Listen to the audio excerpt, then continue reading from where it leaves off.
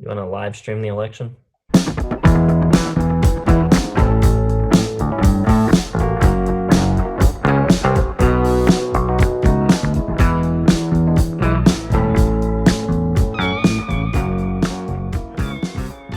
Hey, everybody, welcome back to Listography. Jason, Joe, and Kramzer back with you again, still recapping the 80s. We have our Albums of the Year series on the channel, and we just wrapped up 1989 on Friday, so we're taking a look back at the decade before we move on to 1990. If you've been watching from the beginning, at the end of the 70s, we did a video focused on our favorite live albums of the decade because we don't include live albums in our normal picks. So we're going to do the same thing for the 80s and give you a couple of our choices for our favorite live albums of the 80s. What do you guys got?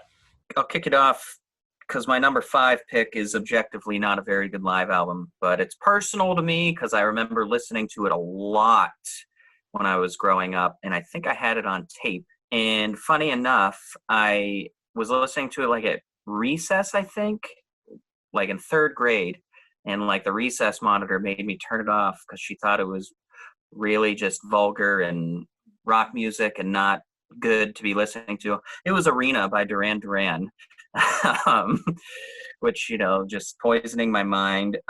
It has some audio problems. It sounds really weak, but this is just a personal choice of mine. It got me into Duran Duran. I loved it right off the bat. I love kind of how he interacts with the audience. He says, "Is anybody hungry?" when he gets into Hungry Like a Wolf and stuff like that. So it's just a really fond memory I have. So I'm going with that one. Next on my list, I've got Live in Australia by Elton John. He doesn't have a lot of great albums in the 80s, but I think that the symphony really suits Elton's music well. And I like how they did it on this one because it doesn't overpower anything of his songs. And a lot of the songs just start off with him and the piano.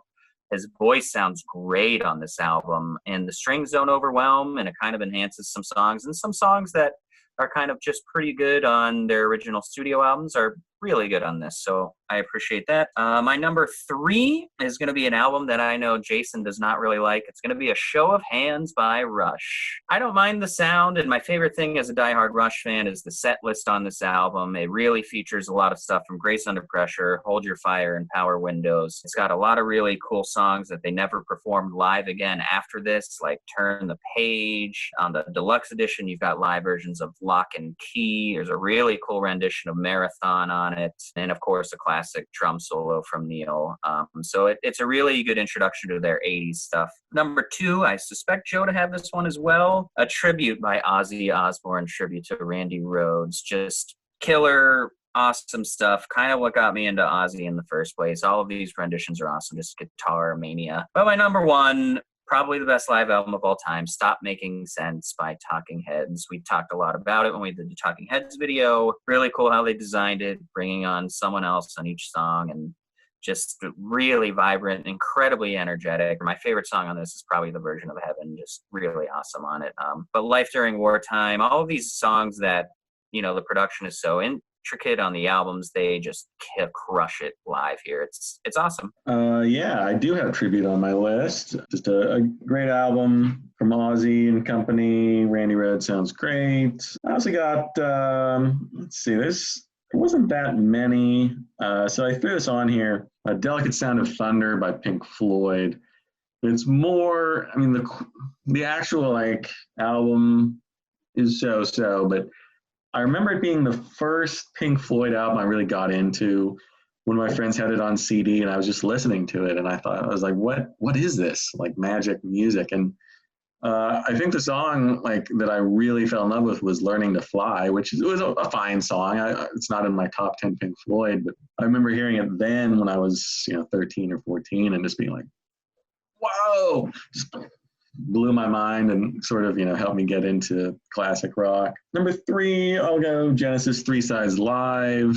This is the Phil Collins era, so it's not for everybody, but they play some of the 70s stuff, a lot of the 80s stuff, some of the, Abacab mostly. And I think it's pretty good. They sound great, so, and I love Genesis, so there you go. And then let's do Under a Blood Red Sky from U2. Pretty iconic. I was reading up a little bit on it, and was a very big deal. I didn't realize it was sort of like made them extra famous. It was sort of like a big first step before the Joshua Tree came out. Kind of one of the more popular live albums of the 80s, kind of helped revitalize the whole concept of the live album. But my number one, like Kramzer, is going to be Stop Making Sense from Talking Heads. I think it's really good. I like it better than their actual albums. Really the first Talking Heads I heard. And it's basically a greatest hits album, so obviously it's going to be the best songs. But, for someone like me who likes Talking Heads but isn't like in love with them, hearing all of these songs perform so well, I think the sort of drums and vocal version of Psycho Killer is so much better than the album version. I think it's always kind of stuck with me. Always loved that one. So it's a really great album. I think probably consensus is it's the best live album of the 80s, and I think it's well deserved. I got it. You got it. Consensus probably. Is it going to be a trifecta? No.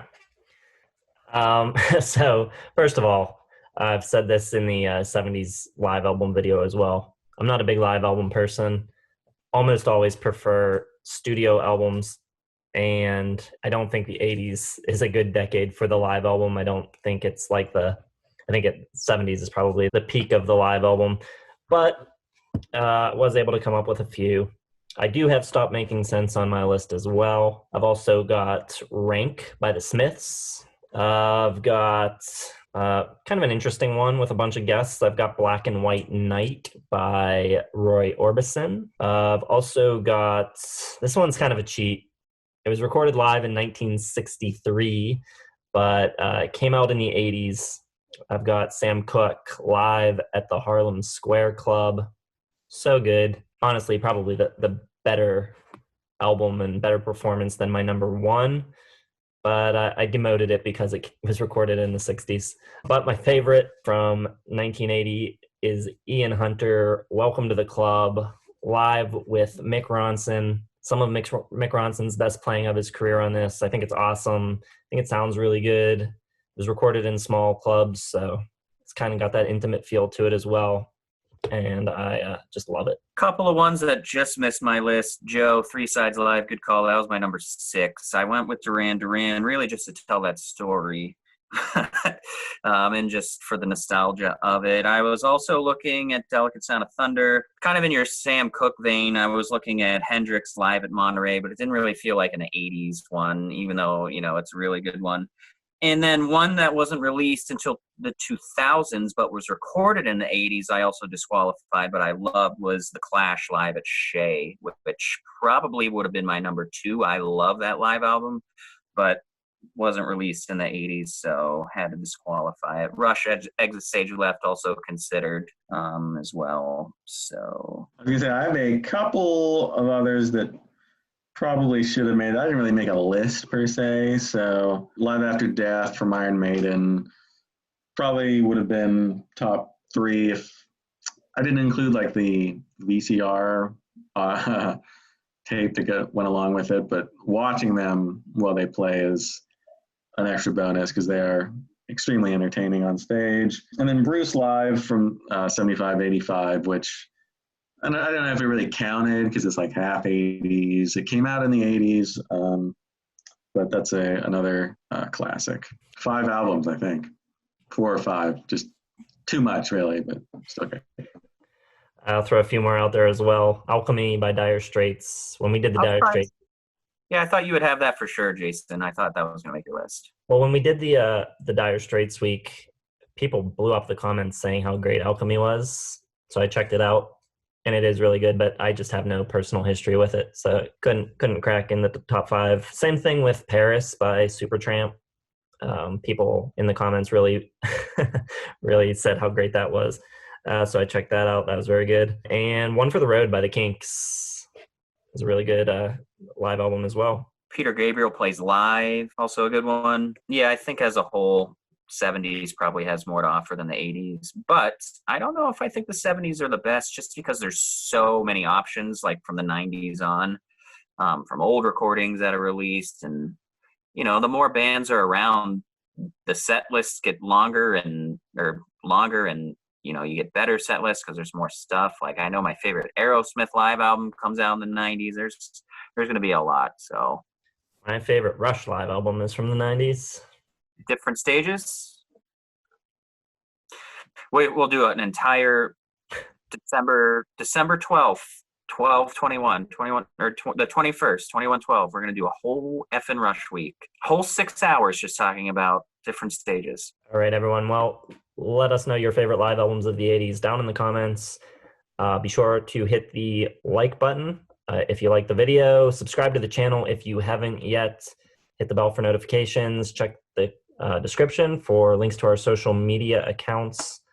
And stay tuned. We're going to be covering the 80s all week. We got a whole lineup for you leading up to 1990 on Friday. So thanks for watching. We'll see you in the next one.